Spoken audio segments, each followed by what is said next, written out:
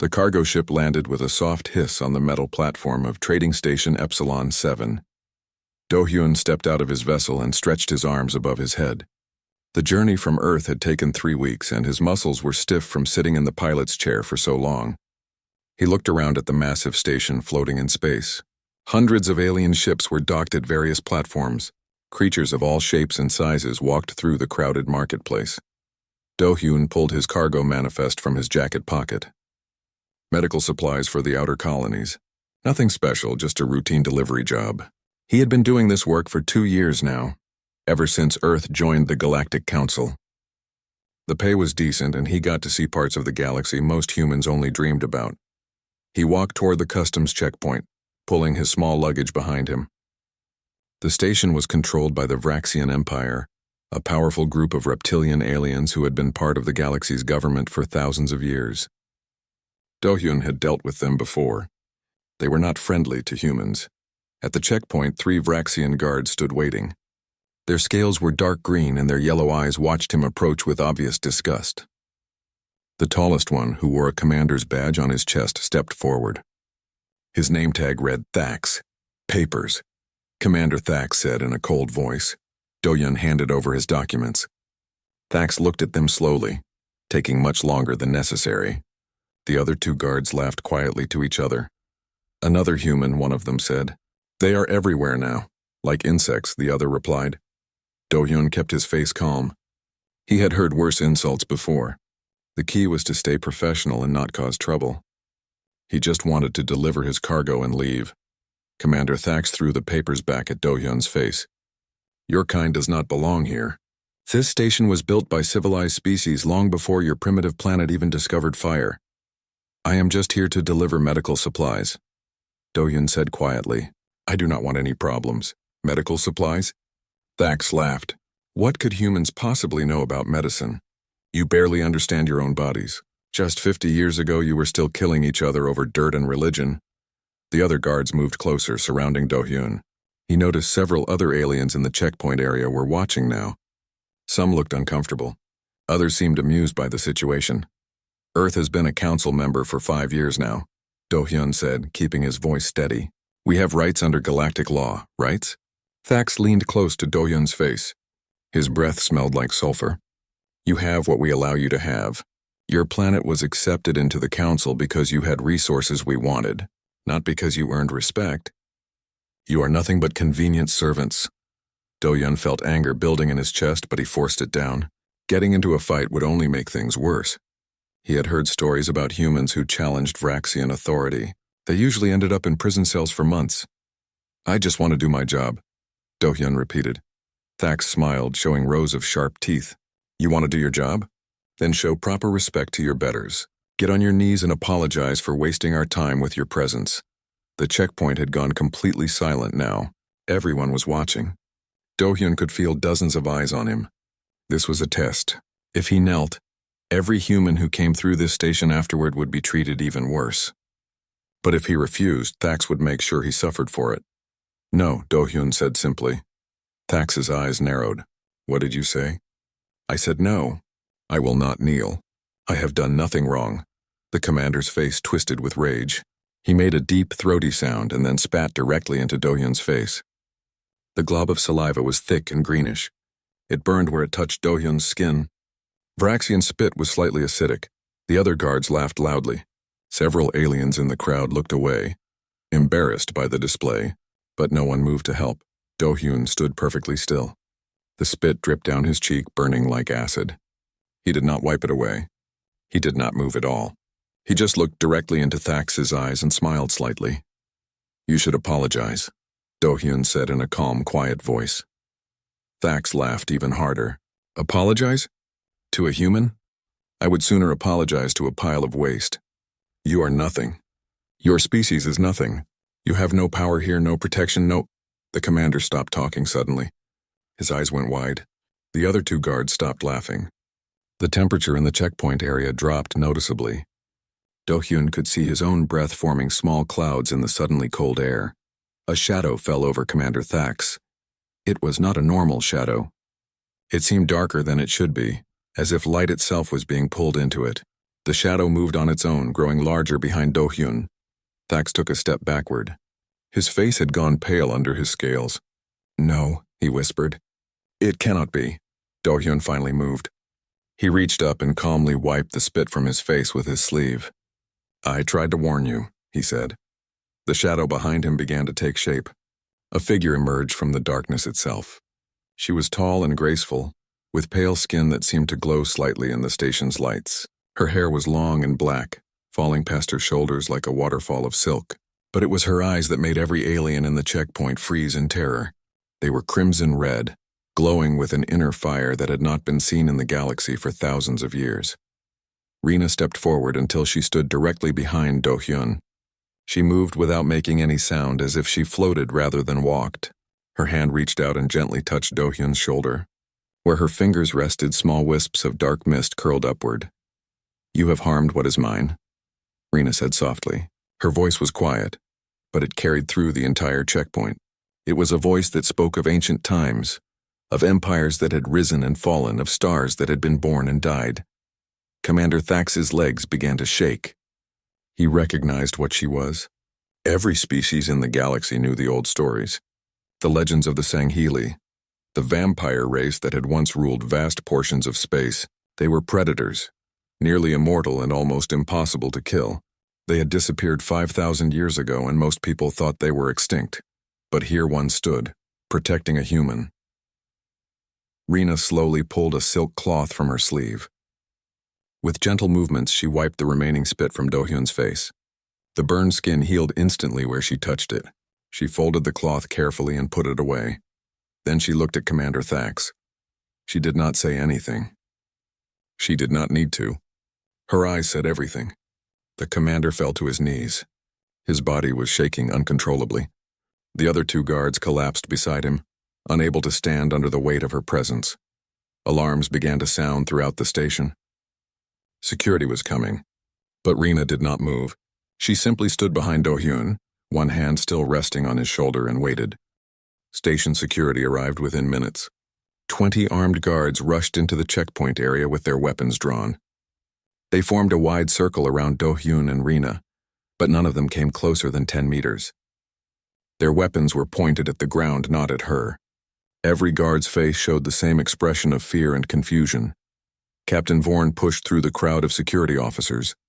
He was a Keldan, a species that looked somewhat like humans, but with blue-gray skin and 3 fingers on each hand. He had been working security on Epsilon 7 for 15 years and had seen almost everything. But his hands were shaking as he approached the scene. "Everyone stay back," Vorn ordered his troops. He stepped forward slowly, keeping his hands visible and empty. "I am Captain Vorn, head of station security. I am here to resolve this situation peacefully." Rena turned her crimson eyes toward him. Vorn stopped walking immediately. Sweat formed on his forehead despite the cold air.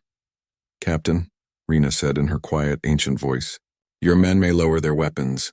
I mean no harm to anyone who has not harmed what belongs to me." Commander Thax was still on his knees, breathing heavily. The other 2 Vraxian guards lay flat on the ground, unable to move. The checkpoint area remained silent except for the hum of the station's machinery. "What happened here?" Vorn asked, though his voice suggested he already knew. Do-hyun spoke up. "I came to process my cargo delivery. Commander Thax and his guards insulted me, demanded I kneel, and when I refused, he spat in my face. That is when my partner arrived." "Partner?" Vorn looked between Do-hyun and Rena. His eyes went even wider. "You are bonded? A human and a Sangheli?" "We are," Rena confirmed. She reached into her coat and pulled out a small crystal device. She pressed it, and a holographic display appeared in the air. It showed official documentation from the Galactic Council, registered 2 years ago. The document clearly stated that Rena of the Sangheli and Do-hyun of Earth were bonded under ancient law. The crowd of onlookers pressed closer to see. Whispers spread through them like wildfire. A human bonded to a Sangheli. It was unheard of. Impossible. Yet here was the proof, floating in the air for everyone to see. Captain Vorn studied the document carefully. His expression changed from fear to understanding, and then to concern. "This bond is legal under council law. Any harm done to one partner is considered harm done to both. Under Sangheli tradition, this is a blood offense." "Correct," Rena said. She looked down at Commander Thax. This man assaulted my bonded mate. He humiliated him in front of witnesses. He abused his authority to attack someone under my protection. What is the penalty for such an offense, Captain? Vorn looked very uncomfortable. Under old Sangheili law, the penalty for harming a bonded mate is death or trial by combat. Thax finally found his voice. This is outrageous. I am a commander of the Vraxian Empire. You cannot allow this creature to threaten me. She should be arrested. Humans should not be allowed to form alliances with extinct species. It is unnatural. Rena did not raise her voice. She did not move. She simply released a small portion of her psychic pressure. The effect was immediate and devastating. Every person in the checkpoint area felt it. It was like standing at the bottom of an ocean, with crushing weight pressing down from all sides. It was the feeling of being prey, of being small and helpless before a perfect predator. Thax screamed and curled into a ball. The other two guards fainted. Several onlookers fell to their knees. Even Captain Vorn stumbled backward, his face pale. Then, as quickly as it came, the pressure vanished. Everyone gasped for air as if they had been drowning. I am not a creature, Rena said calmly. I am Sangheili. My people ruled this galaxy when yours were still learning to use tools. We chose to sleep, not to die. And now I have awakened to find my mate disrespected by those who should know better. Dohyun put his hand on Rena's arm. It is enough, he said softly. You made your point. Rena looked at him and her expression softened. The glowing red of her eyes dimmed slightly. He hurt you? I have been hurt worse, Dohyun replied with a small smile. And you healed me. Now let the law handle this. Captain Vorn was breathing heavily, but he straightened up and tried to regain his composure. Commander Thax, you and your guards are under arrest for assault on a council citizen and for insulting a protected bonded pair. You will be held until the council can decide on proper punishment. The council will never side with humans over Vraxians, Thax shouted from the ground. We have been members for 10,000 years. They have been members for 5.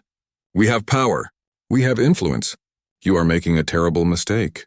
The mistake was yours, Vorn said coldly. He gestured to his security team. Take them to the detention cells. All 3 of them. As the guards dragged away Thax and his men, the crowd began to disperse. But everyone was talking. The news would spread across the entire station within the hour. By tomorrow, the whole galaxy would know. A human had a Sangheili protector. The balance of power had shifted. Vorn turned back to Dohyun and Rena. You will need to file an official report, and I expect the Vraxian Empire will demand a full investigation. This situation could become very complicated. We understand, Dohyun said. We will cooperate fully. Rena tilted her head slightly. Will my mate be allowed to complete his delivery and leave safely? Vorn nodded quickly. Of course. You are both free to go about your business, but I would recommend staying on the station for a few days. The council will want to speak with you directly. We will stay, Rena agreed. As they walked away from the checkpoint, Dohyun could feel hundreds of eyes watching them. Some aliens looked at him with new respect. Others looked at Rena with fear. A few looked at both of them with anger. But no one approached them. No one said anything. When they were alone in a quiet corridor, Dohyun stopped walking and turned to face Rena. You did not have to do that. I could have handled it. Rena reached out and touched his face gently where Thax had spat on him. No one harms you while I exist. That is what it means to be bonded. I would destroy this entire station if they threatened you. I know, Dohyun said. He took her hand in his. But I do not want you to become a monster to protect me. That is not who you are. I was a monster long before I met you, Rena said quietly. My people were feared throughout the galaxy. We hunted and fed on other species. We took what we wanted because we were strong enough to do so. You helped me remember that strength without compassion is just cruelty. They walked together toward Dohyun's ship. Behind them, the station security was already sealing off the checkpoint and beginning their investigation. Ahead of them, an uncertain future waited. The Vraxian Empire would not let this insult pass quietly. There would be consequences. There would be demands for justice. But for now, they had each other. And in a galaxy full of dangers and prejudice, that was enough. In his detention cell, Commander Thax sat in the darkness and felt true fear for the first time in his long life. He had made a terrible mistake.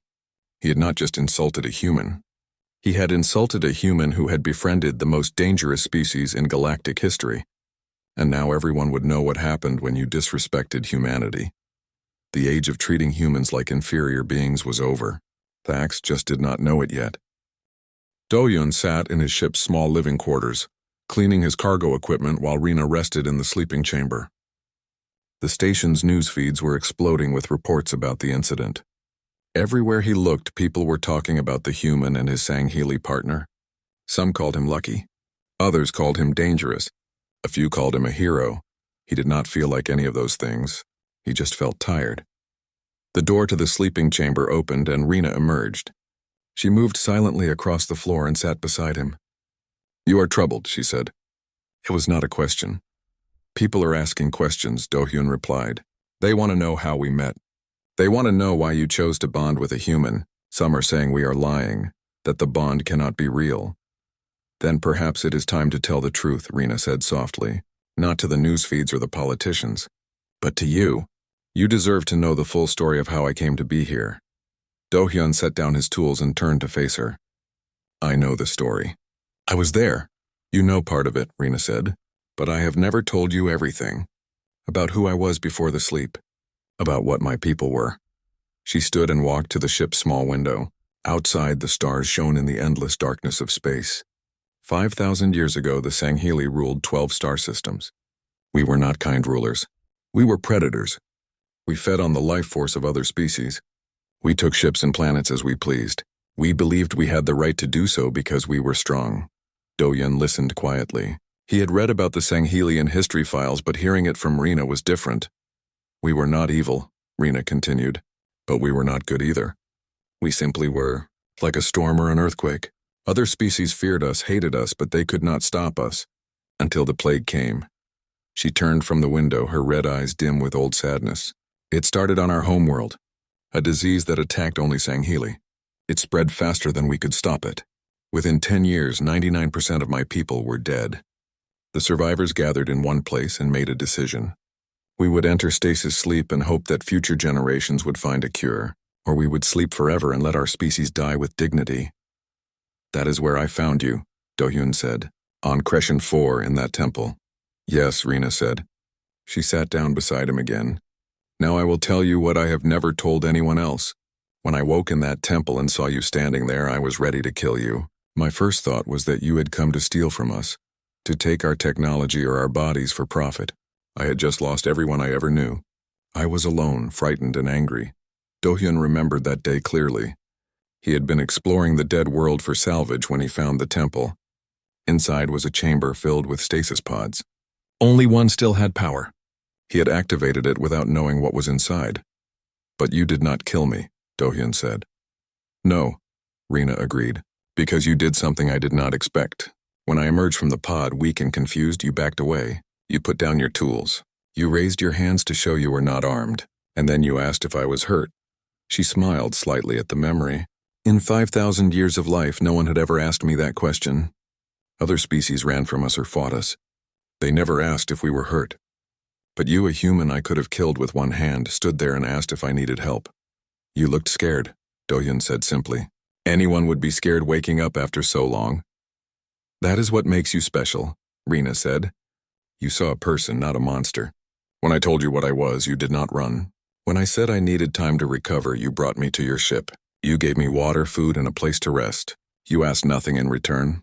Do-hyun shrugged. "It was the right thing to do." "It was the human thing to do," Rena corrected.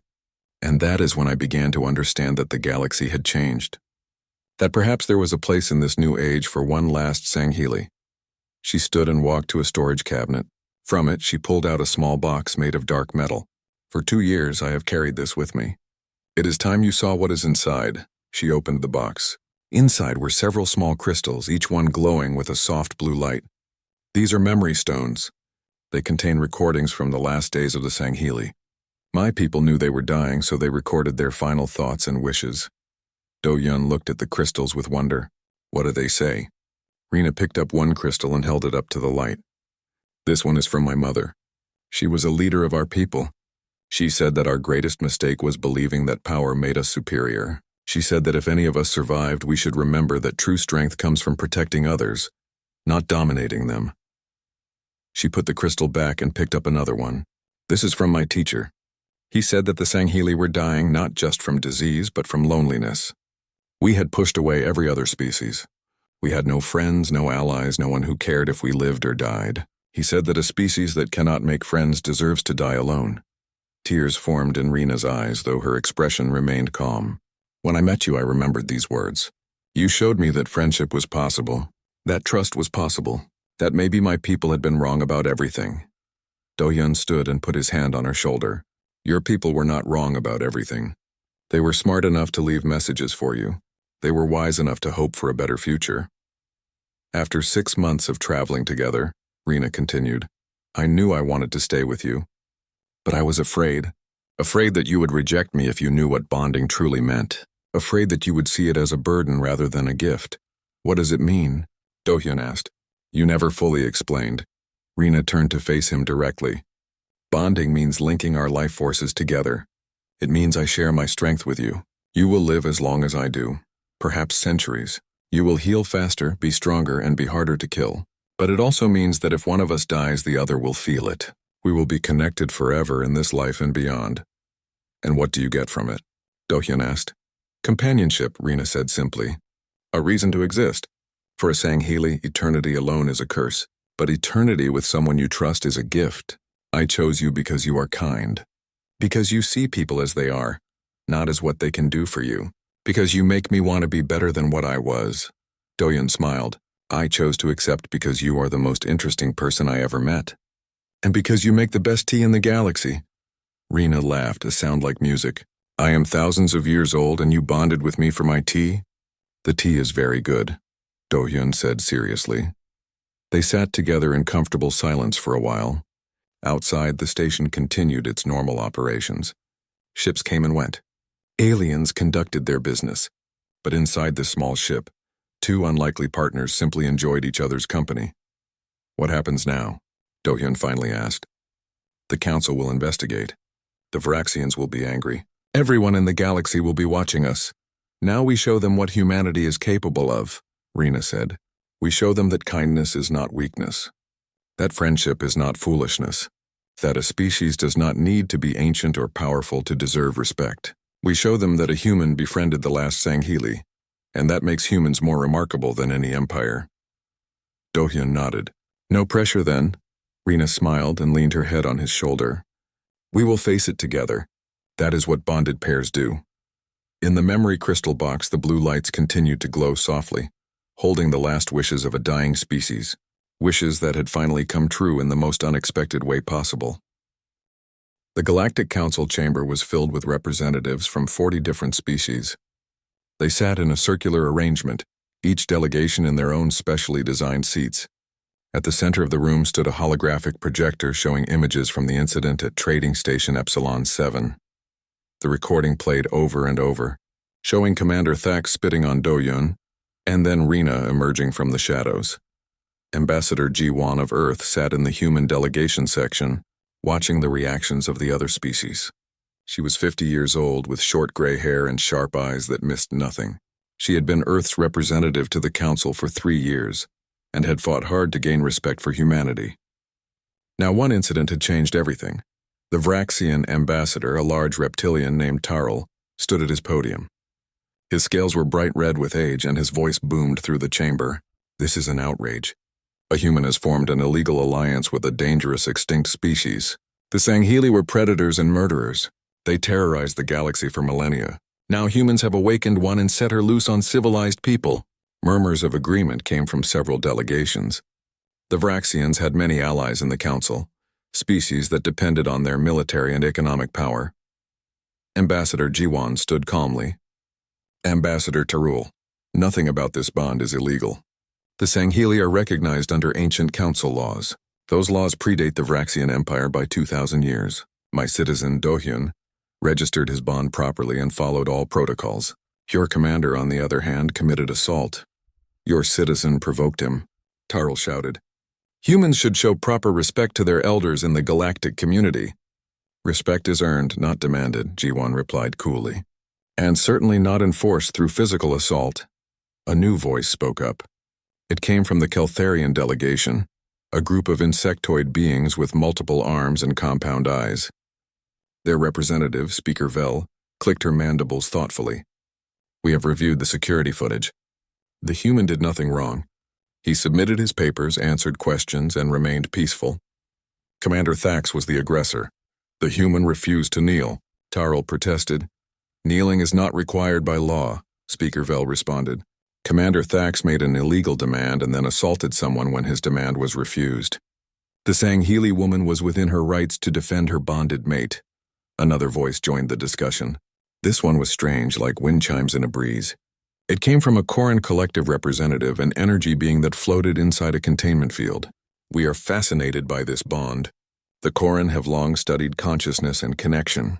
We would very much like to examine this human Sangheili pair. Such a link could teach us much about cross-species understanding.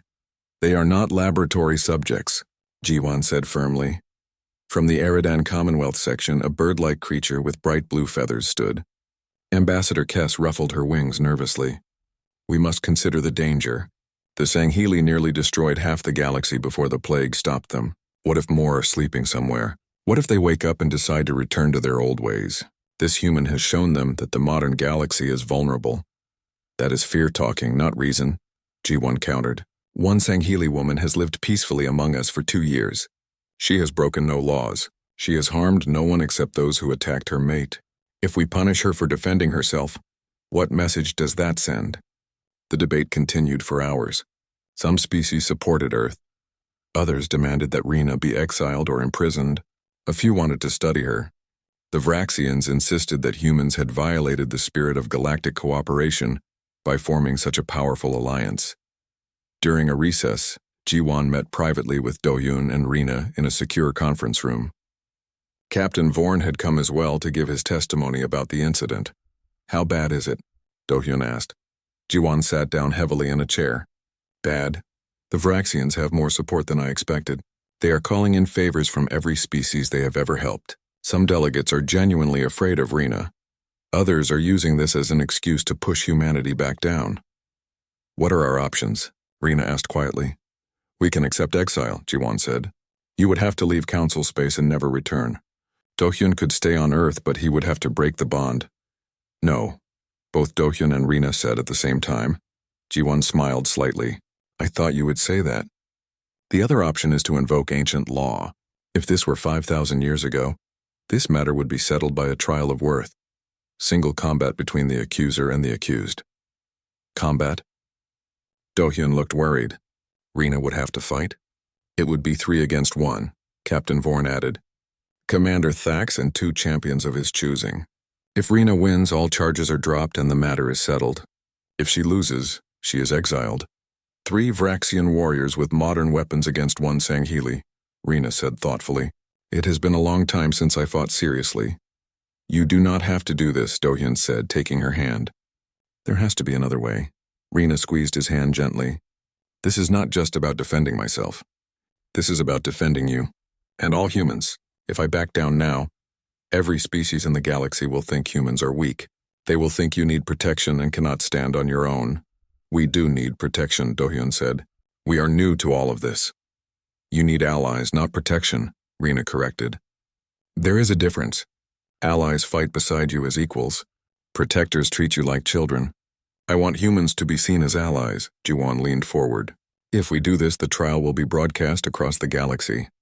Billions will watch. If you win, it sends a message that humans have powerful friends. If you lose, I will not lose, and Rena said simply. The council reconvened and Ambassador Jiwan made the formal request for a trial of worth. The chamber went silent. Many of the younger delegates had never heard of such a thing. But the older species remembered. This was how conflicts were settled in the ancient times before laws and bureaucracy. Ambassador Taro looked pleased. The Vraxian Empire accepts this challenge. We will provide 3 of our finest warriors. They will teach this ancient creature that the old ways are dead. Then it is decided, the council leader announced. The trial of worth will take place in 3 days at Trading Station Epsilon 7. All council members are invited to observe. May justice be served. As the council session ended, Jiwan pulled Dohyun aside. Are you sure about this? Rena is strong, but Vraxian warriors are no joke. They train their entire lives for combat. I trust her, Do-hyun said. She is 5,000 years old. She has survived things we cannot imagine. 3 Vraxians do not scare her. What scares her then? Ji-won asked. Do-hyun thought about it. Losing me. That is the only thing she fears. And that is why she will win, because she has something to fight for. Ji-won looked at Rina, who stood apart from the crowd, watching the other delegates with her calm red eyes. You really care about her. She is my family, Do-hyun said. The only family I have? Then we will make sure she gets a fair fight, Ji-won promised. And we will show the galaxy what happens when they underestimate humanity. 3 days later, Trading Station Epsilon 7 was packed with observers. Every available space was filled with aliens who had come to watch the trial. News crews from 100 different worlds set up cameras. The arena at the station's center had been cleared and prepared. Commander Thax entered first, accompanied by 2 massive Vraxian warriors. They wore advanced combat armor and carried plasma weapons. The crowd cheered. Many had bet on the Vraxians to win. Then Rina entered. She wore simple black clothing with no armor. She carried no weapons. She walked alone to the center of the arena and stood perfectly still, waiting. The crowd went silent. They had expected a monster. Instead, they saw a calm woman who looked almost fragile compared to the armored Vraxians. But Do-hyun, watching from the observation deck, saw something else. He saw a predator who had just spotted prey. He saw 5,000 years of experience and patience. He saw someone who was about to teach the galaxy a lesson they would never forget. The trial was about to begin. The arena was a circular space 50 meters across with reinforced walls designed to contain weapons fire. Observation decks rose up on all sides filled with thousands of spectators. Holographic cameras floated in the air, broadcasting the event to billions of viewers across the galaxy. The lights were bright and harsh, making every detail visible. Rina stood in the center, her hands relaxed at her sides. She had removed her jacket and now wore only a simple black shirt and pants. Her pale skin seemed to glow under the arena lights. Her red eyes reflected the light like a cat's eyes in the dark. Across from her, Commander Thax and his 2 warriors formed a line. The first warrior was named Kriv, a veteran soldier with scars covering his scales. The second was Zana, younger but known for her brutal fighting style. Both were larger than Thax and wore the finest combat armor the Vraxian military could provide. Their plasma rifles hummed with power. A council official stood at the edge of the arena. His voice boomed through speakers. This is a trial of worth under ancient Sangheli law. The accused, Rina of the Sangheli, will face 3 challengers. The fight continues until one side yields or cannot continue. Killing is not permitted. The council will judge the outcome. Do all parties understand? We understand, Thax growled. I understand, Rina said softly. Then let the trial begin. The official's hand dropped. Immediately, all 3 Vraxians opened fire. Plasma bolts filled the air, streaking toward Rina in a deadly pattern. The crowd gasped. At this range, there was no way to dodge, but Rina was already moving. She did not run.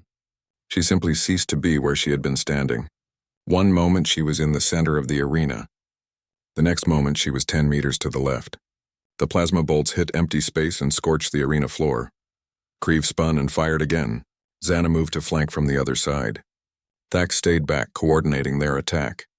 They moved like a trained unit, covering each other's angles and maintaining crossfire. Rina dodged again, moving so fast she seemed to blur.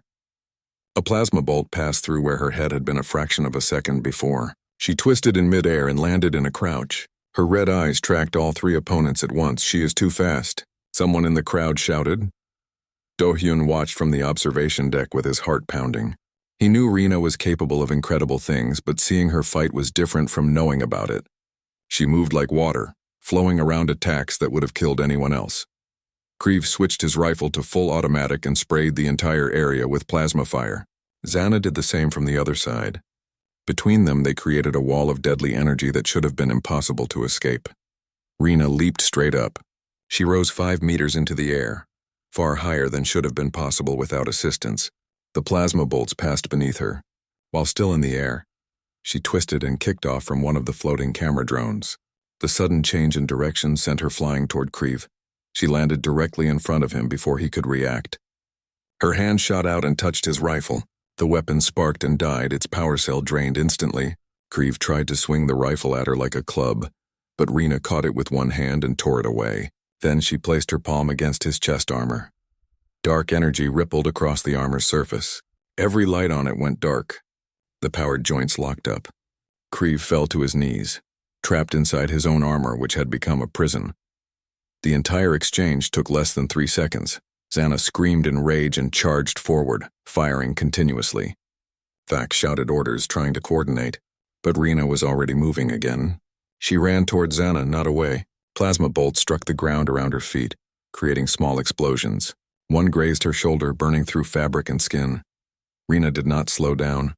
She closed the distance to Xana in heartbeats. The Vraxian warrior tried to bring her rifle up for a point-blank shot, but Rena was faster. She grabbed the barrel and yanked, pulling Xana off balance. Then she struck the armor's power pack with her other hand.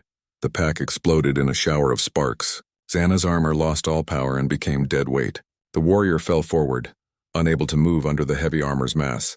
Now only Thax remained. He stood alone, his rifle aimed at Rena. His hands were shaking. "Stay back. I will fire." "You will miss," Rena said calmly. She walked toward him slowly, making no attempt to dodge or hide. "You know you will miss. You have seen what I am. You remember the old stories? You know how this ends," Thax fired. The plasma bolt shot straight toward Rena's heart. The crowd held its breath. Rena reached out and caught the plasma bolt with her bare hand. The energy swirled around her fingers like water. She compressed it into a small ball of light, then let it dissipate harmlessly. The crowd erupted in shocked exclamations. "Impossible," Thax whispered. "Nothing is impossible," Rena said. "You simply lack the understanding." She was standing directly in front of him now. "You spat on my mate. You tried to humiliate him because you thought he was weak. You thought humans were beneath you. Now you understand your mistake." Thax dropped his rifle and fell to his knees. "I yield. I surrender. Please, mercy." Rena looked down at him without expression. "I will grant you mercy, but not because you asked for it. I grant it because my mate taught me that mercy is strength, not weakness. Remember this lesson, Commander. Share it with your people." She turned and walked back to the center of the arena. The council official was staring at her with wide eyes. "The trial is concluded. Rena of the Sangheli is victorious. All charges are dismissed." The arena exploded with noise. Some cheered. Others sat in stunned silence. Arguments broke out in the observation decks. But Rena ignored all of it. She looked up at where Do-hyun stood watching and smiled slightly.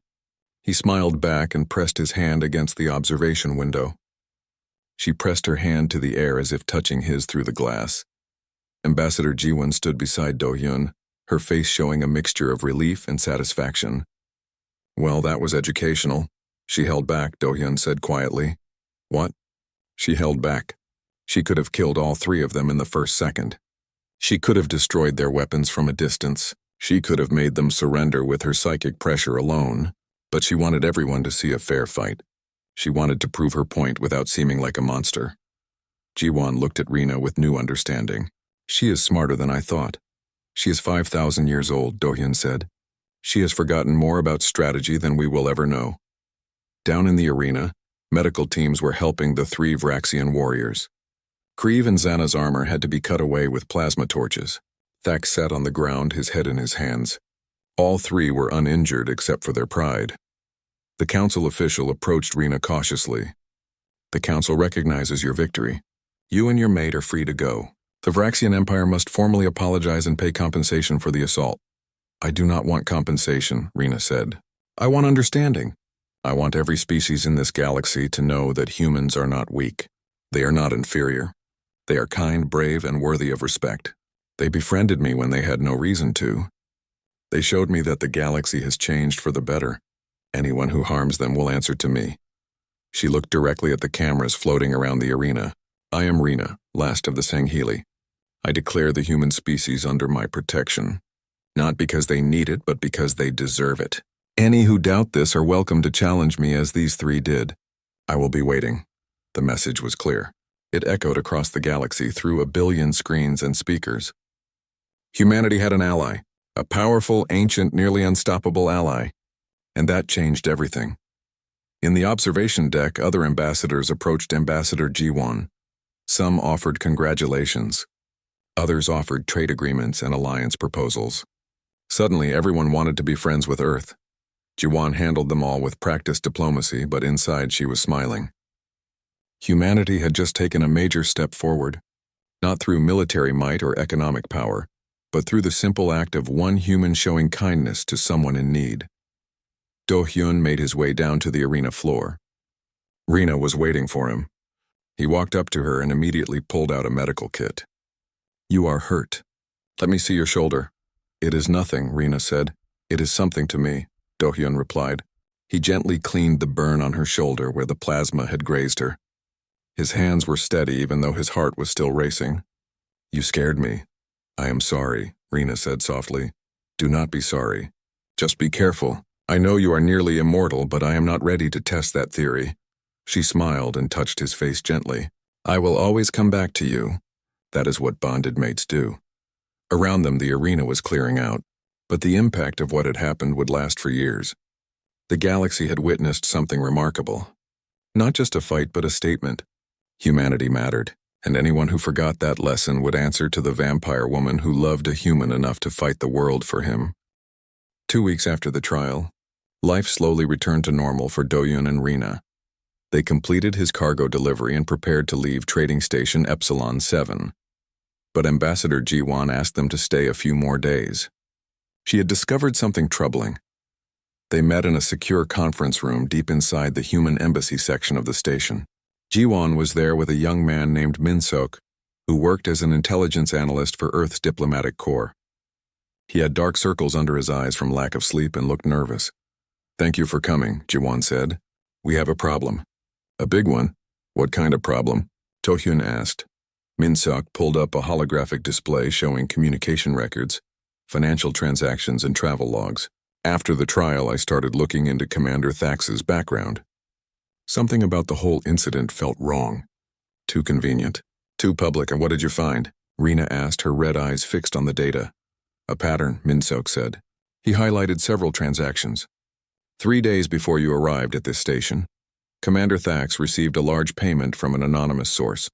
5 other Varaxian officers at different stations received similar payments around the same time. G1 leaned forward. "We think someone was paying Varaxian officers to provoke humans, to create incidents that would make us look weak or dangerous." "But why?" Do-hyun asked. "What would anyone gain from that?" Min-sok brought up more data.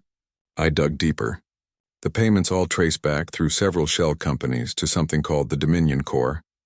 We do not have much information on them, but what we found is concerning.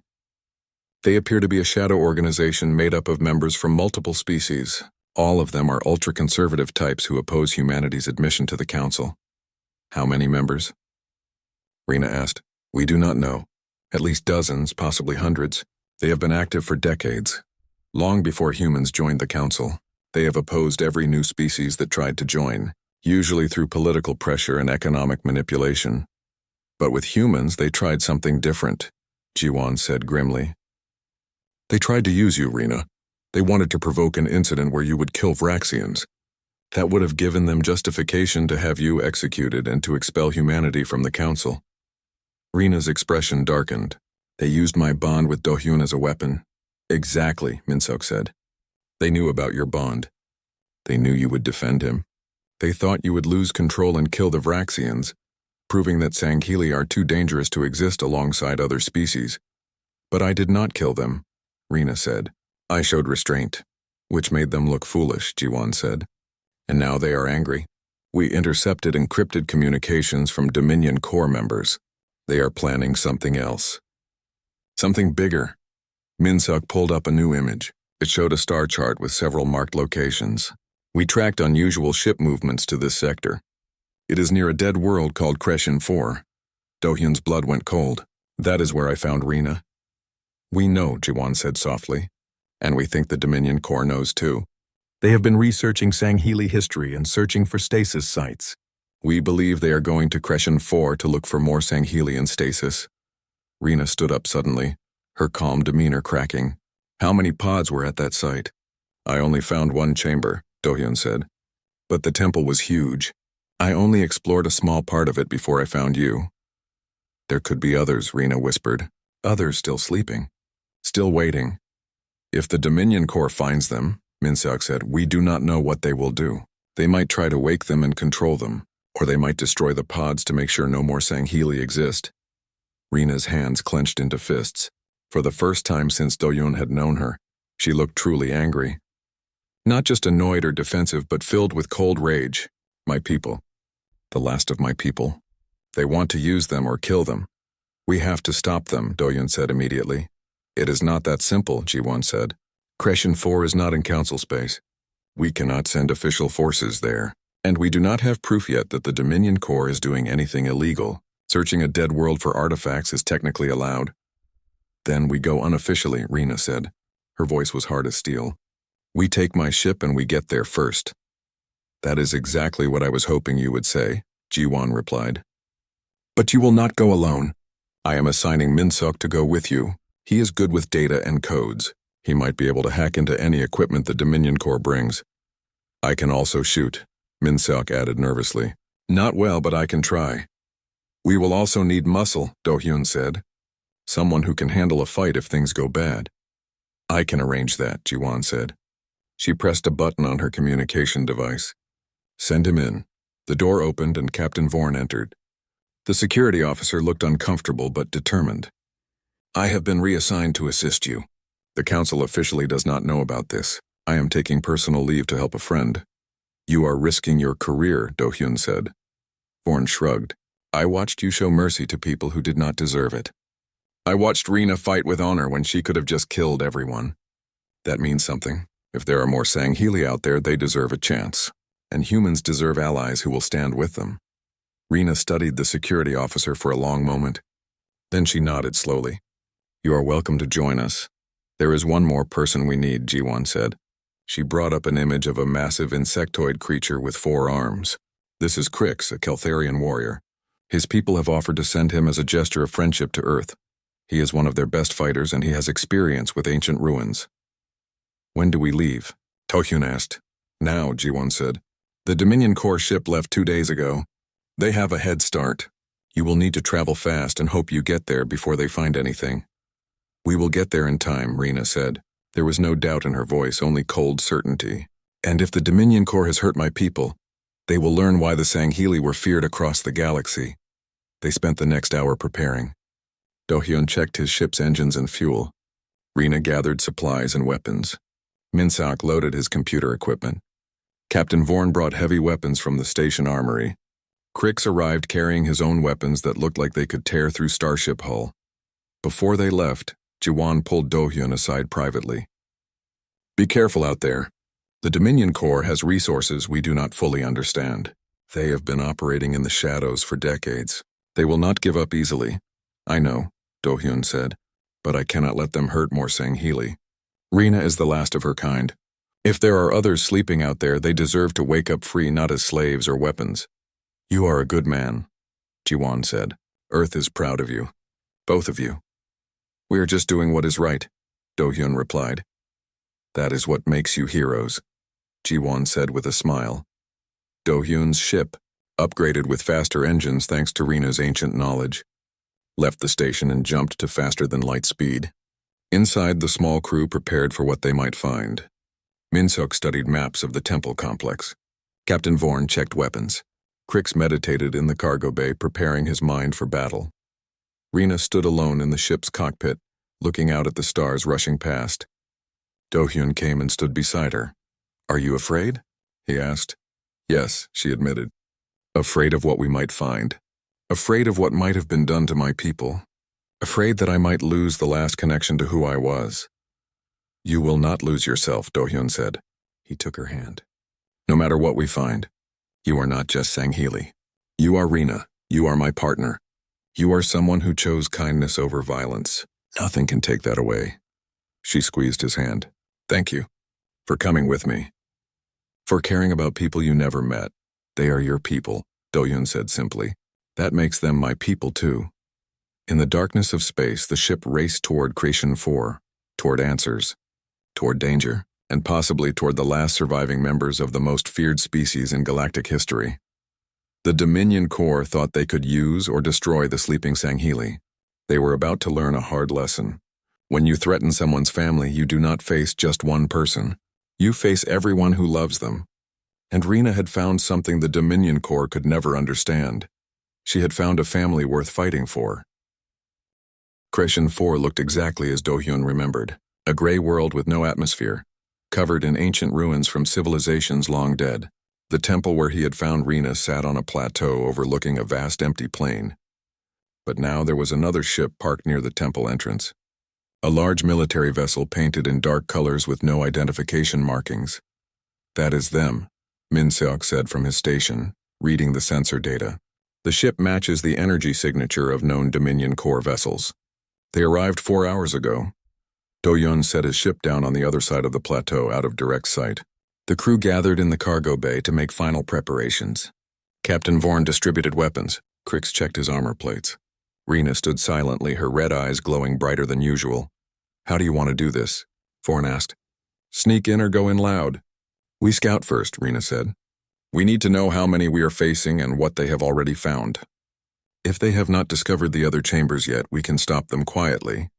If they have already awakened my people, things become more complicated.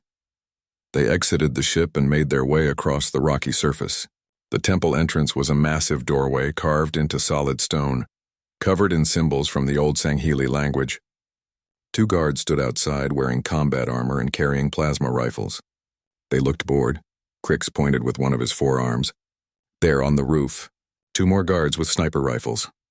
4 outside, probably more inside, Vorn whispered. Standard security formation.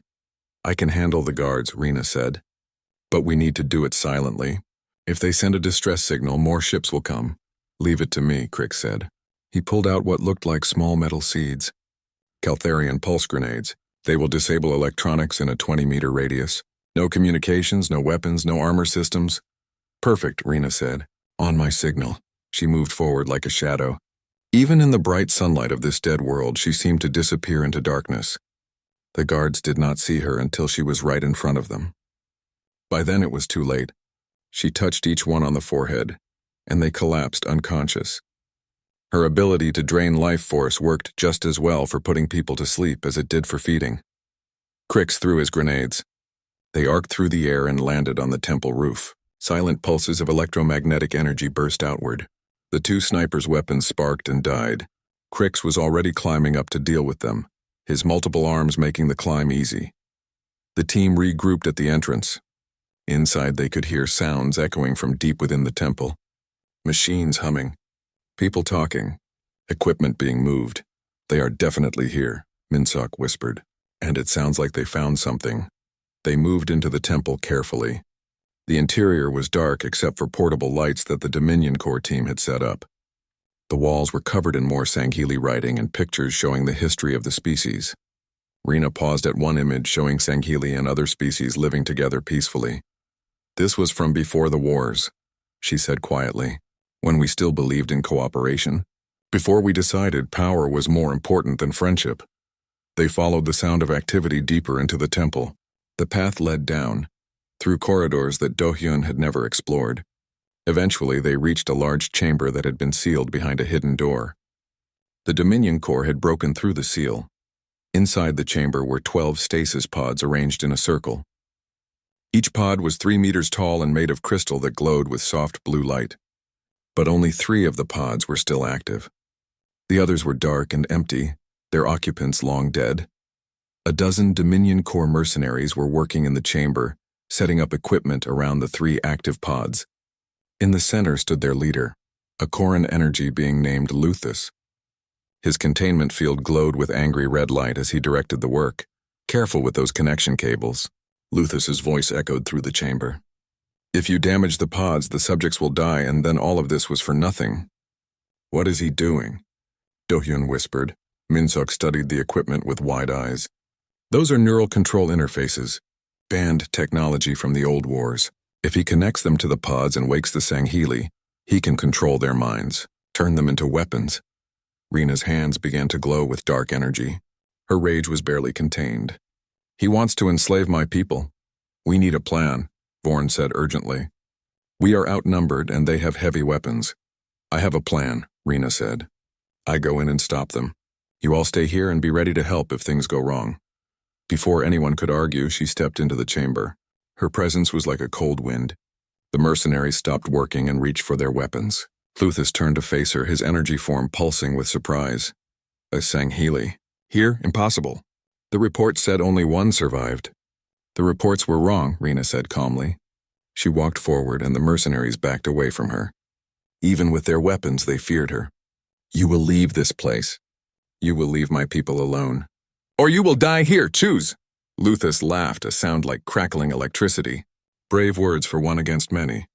You are outnumbered, and we have something you do not. He pressed a control on his containment field. We have already connected to the pods. With one command, I can wake your people under my control. They will be my weapons, my slaves, and there is nothing you can do to stop me without killing them. Rena froze. Her greatest fear realized, save her people or save their freedom. She could destroy Luthus and his equipment, but the pods were delicate. Any fight might damage them and kill the sleepers inside. That is what I thought, Luthus said smugly. You are trapped.